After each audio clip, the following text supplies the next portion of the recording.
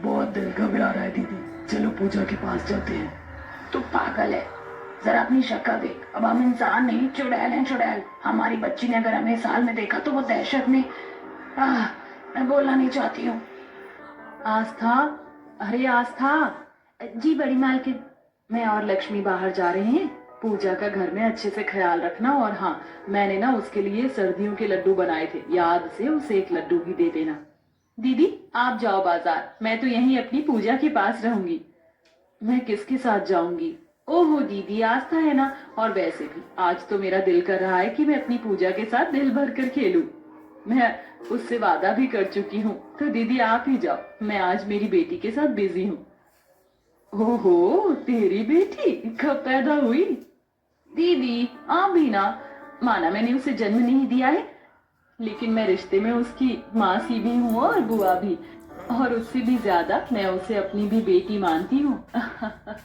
अच्छा ठीक है बाबा, मैं समझ गई, मैं तो बस मजाक कर रही थी। अब अगर तू मना कर रही है तो मैं तुझसे जबरदस्ती नहीं करूंगी। चलो आस्था, तुम मेरे साथ चलो, यहाँ पूजा के पास लक्ष्मी रह लेगी। संध्या ऐसे बोलकर लक्ष्मी को अपनी बेटी के पास छोड़े आस्था को अपने साथ बाजार ले आई और दोनों शॉपिंग करने लगी। वहीं लक्ष्मी पूजा के साथ खेलने लगी। अच्छा पूजा बेबी, अब जैसे कि मैं तुम्हें दूध दिया करूंगी और तुम्हें उसे पूरा पी जाना है। सच माँ? ठीक है, आप मुझे दूध देना, मैं पी लूंगी, फिर आप मेरे पीछे भागना। ठीक है। लक्ष्मी ने बातों बातों में पूजा को दूध पिलाया, साथ ही फिर उसने उसके बाकी काम भी किए और कुछ देर बाद पूजा सो गई। कितनी प्यारी है हमारी पूजा, और मासूम भी। खेल के बहाने मैंने इसकी मुट्ठी जैसे पेट में दूध भी भर दिया। चल अच्छा है, सो गई। अब मैं इसके नाखून भी काट दूंगी, वरना वैसे तो कभी ये बच्ची नाखून नहीं कट पाती। लक्ष्मी ने सोती हुई पूजा के नाखून भी काटे।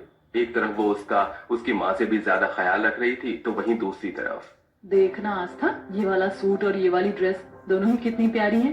पूजा के लिए ले लेती हूँ। हाँ, देखने से तो बहुत अच्छी लग रही, जैसे मानो छोटी बेबी के लिए ही बनी हो। बहुत अच्छी हैं। सही कहा, मेरी पूजा है ही शहजादी। जब भी कुछ अच्छा सा देखती हूँ तो मन करता है सारा सामान उसके लिए ले जाऊं। बड़ी मालकिन, आपने अभी तक जो भी लिया है सब कुछ पूजा बेबी के लिए था, अब कुछ अपने लिए भी ले लो, सर्दियां आने वाली हैं। क्या आस्था, अब क्या ही मैं अपने लिए ले लूं, बस पूजा के लिए खरीद लेती हूँ तो मेरा मन भर जाता है। संध्या ने ऐसे बोलकर आस्था के साथ पूजा के लिए कपड़े खरीदे। फिर ऐसे ही वो दोनों और भी दुकानों पर गईं, जहाँ से उसने लक्ष्मी और खुद के लिए भी सामान ले लिया। आज तो बड़ी शॉपिंग कर ली आस्था, चलो अब घर चलो। आज तो पूजा इतनी पन्नी देखकर खुश हो जाएगी। संध्या आस्था के साथ घर आ गई और उसने पूजा और लक्ष्मी को खरीदा हुआ सामान दिखाया, जिसको देखकर पूजा ठिन ठिन करने लगी। माँ मुझे ये नहीं चाहिए माँ। क्यों नहीं चाहिए? देखो तो कितना प्यारा प्यारा सामान है। कुछ और चाहिए क्या मेरी पूजा को? नहीं चाहिए कुछ भी। पूजा ऐसे रोती हुई अपने कमरे में भाग गई। पूजा का दिमाग थोड़ा सा एबनॉर्मल था। वो कब कैसा महसूस किया करती, ये कोई नहीं जान पाता था। दीदी, लगता है उसे फिर से कुछ महसूस हो रहा है, मैं जाकर देखती हूँ। लक्ष्मी पूजा के पास गई और उसे मनाने लगी। ऐसे ही दोनों माँ अपनी बेटी का पूरा पूरा ख्याल रखा करती थी। ऐसे ही सिलसिला जारी था और एक रोज दोनों बहनें आस्था के सहारे पूजा को छोड़कर बाहर आई हुई थी। हाँ आस्था, क्या कर रही है पूजा? बड़ी मालकिन, छोटी बेबी तो अभी सो रही हैं। अभी कुछ देर पहले रो रही थी तो मैंने बहलाकर सुला दिया। आप जल्दी से आ जाओ, वरना उठकर कहीं फिर से ना रोने लग जाए। ठीक है, मैं बस अभी 10-15 मिनट का काम और बाकी है, वो निपटा कर आ ही रहे हैं। संध्या ने ऐसे बोलकर फोन काटा और वो सड़क को पार करने लगी। संध्या का दिमाग पूजा की तरफ से उलझा हुआ था। वो बस बिना ध्यान दिए सड़क पार करने लगी। पास से ही बड़ा सा ट्रक आ रहा था। लक्ष्मी ने उसे रोकना चाहा, लेकिन तब तक बहुत देर हो गई और दोनों ही बहनें ट्रक के आगे आ गई। अरे अरे अरे अरे, अनर्थ हो गया, जल्दी आओ, हे भगवान, ये क्या कर गया रे सत्यानाशी ट्रक वाला? अरे देखो तो सही। औरत के शोर मचाने से सभी लोग वहां इकट्ठा हो गए। दोनों ही बहनों के मुंह बुरी तरह से कुचल चुके थे। उन्हें कोई पहचान नहीं पा रहा था, जिसकी वजह से उनके शव को लेने वहां पुलिस आई और उन दोनों का बाहर के बाहर ही अंतिम संस्कार कर दिया गया। वहीं दूसरी तरफ घर में पूजा की अचानक घबराकर आंख खुली और उस बच्ची ने रोना शुरू कर दिया। माँ, माँ। अरे अरे, क्या हुआ छोटी बेबी को? माँ बस आ रही है। अच्छा चलो, जब तक मालकिन आती हैं तब तक हम आपका मनपसंद खेल मैडम मैडम खेलते हैं। नहीं, मुझे कुछ नहीं खेलना। माँ, माँ। बेचारी पूजा अपनी माँ को पुकार रही थी। उसे तो ये अंदाजा भी नहीं था कि उसकी दोनों ही माँ भगवान को प्यारी हो चुकी थी। ऐसे ही पूजा रात तक तड़पती रही। आस्था को अपनी मालकिनों के जाने की खबर लग चुकी थी, इसलिए उसने एक फैसला किया। वहीं दूसरी तरफ रात के 12 बजते ही शमशान घाट में धुआं उठा और दो सायों ने वहां जन्म लिया। पूजा, पूजा हमारी बच्ची। दीदी, दीदी आप ही हो ना? दीदी ये क्या हो गया?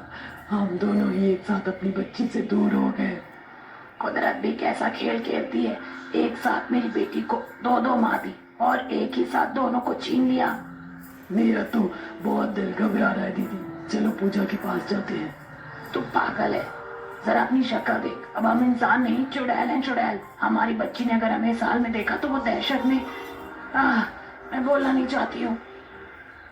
हम अब वहां नहीं जा सकते और वैसे भी उसके पास आस्था है। मुझे यकीन है वो पूजा का ख्याल हमारी ही तरह रखेगी। संध्या ने लक्ष्मी को रोक लिया और वो दोनों शमशान घाट में ही रही। एक एक मिनट अपनी बेटी के बगैर उनका जीना मुश्किल हो रहा था, लेकिन फिर भी उन्होंने 3 दिनों तक कुछ नहीं किया। 3 दिन तक सिर्फ पूजा की याद में रहते रहते लक्ष्मी बोली, बस दीदी, अब अगर आपको मेरे साथ चलना हो तो चलिए, लेकिन मुझे मत रोकना। अब मैं अपनी पूजा को देखे बगैर 1 मिनट नहीं रह सकती हूँ। भले ही मैं भयानक हूँ, लेकिन मैं उसे छिप कर देख लूंगी, मुझे सुकून मिल जाएगा। सही कहा, पूजा की याद में मेरा भी तो कलेजा फटा जा रहा है। चल लक्ष्मी, चलते हैं। संध्या और पूजा से अब अपनी ममता को मारा नहीं गया और वो दोनों अपनी बेटी को देखने घर चली आई। वो छिपकर वहां आई थी, लेकिन घर आते ही मानो उनके पांव से जमीन खिसक गई। ये घर में ताला क्यों लगा हुआ है? पूजा, पूजा कहाँ है? कहाँ है पूजा? बच्ची, मेरी बच्ची, दो मुझे मेरी बच्ची चाहिए। दोनों चुड़ैल पागल सी होने लगी कि आखिर उनकी बेटी गई कहाँ थी। कुछ देर ऐसे ही परेशान होने के बाद चुड़ैलों को आस्था का ख्याल आया और वो दोनों उसके घर की तरफ को दौड़ गई। क्या किया इस आस्था ने मेरी बेटी के साथ? मैं उससे कच्चा चबा जाऊंगी। दोनों चुड़ैल ऐसे ही बोलते हुए आस्था की दहलीज पर पहुंच गईं, जहां उन्हें एक बेहद गहरा सदमा सा लगा। उन दोनों की आंखों के सामने दरवाजे के बाहर उनकी बेटी का शव रखा हुआ था और आसपास मौत का मातम था। पूजा को सफेद कफन में लिपटा देख चुड़ैल का दिल रोने लगा और वो दोनों खुद के अस्तित्व को भूलकर पूजा से जा लिपटी। पूजा, पूजा मेरी बच्ची, क्या हुआ उसको? मैंने पूछा क्या हुआ? तूने मारा ना हमारी बच्ची को? रुक, अब तुझे मौत की हवा लगाती हूँ। चुड़ैलों को देखकर आसपास से आई सभी लोग वहां से उठकर भाग गए। आस्था के बच्चे वगैरह एक कोने में छिप गए। आस्था समझ गई थी कि ये 2 चुड़ैल रूप में उसकी मालकिन है। वो बेचारी किसी तरह बोली, मालकिन, संध्या, लक्ष्मी मालकिन, मैं जानती हूँ कि आप ही हो। मैंने छोटी मालकिन को नहीं मारा, मेरी बात तो सुनो। आस्था के बहुत बोलने पर लक्ष्मी ने उसका गला छोड़ा। किसने किया ये? मालकिन ने खुद, छोटी बेबी ने किया है। आप तो इनका दिमाग जानती ही थी। जिस दिन आपकी मृत्यु हुई उसी दिन से छोटी बेबी को रोना लगा हुआ था, जबकि मैंने इन्हें सच्चाई नहीं बताई थी। मैं इनका रोना छुड़ाने को इन्हें अपने घर ले आई। सोचा था कि बच्चों में मिलकर शायद खुश हो जाए, लेकिन ऐसा भी नहीं हुआ। छोटी बेबी को तो मैंने आपके जाने के बाद अपनी बेटी मान लिया था, लेकिन मैं कहाँ आपकी जगह ले सकती। छोटी बेबी को आपके छोड़ने का, आपसे दूर रहने का ऐसा सदमा लगा कि इनके दिमाग ने काम ही करना बंद कर दिया और मौत इनके गले लग गई। आस्था की बात सुनकर दोनों चुड़ैल रोने लगी। आस्था भी रो ही रही थी। एक के बाद एक हंसते खेलते परिवार से कंधों पर मौत की डोलियां उठी। पूजा का भी अंतिम संस्कार कर दिया गया और अंतिम संस्कार के बाद दोनों चुड़ैल बोली, आस्था, तुम एक वफादार नौकरानी थी। हम तुमसे खुश हैं। हम यहाँ लौटे थे तो सिर्फ पूजा के लिए, और अब हम वहाँ जा रहे हैं जहाँ हमारी पूजा है। तुम अपने बच्चों के साथ खुश रहना। मालकिन, तो दोस्तों, क्या आप भी मानते हैं कि मरने के बाद भी एक माँ का साया अपने बच्चे से अलग नहीं हो पाता?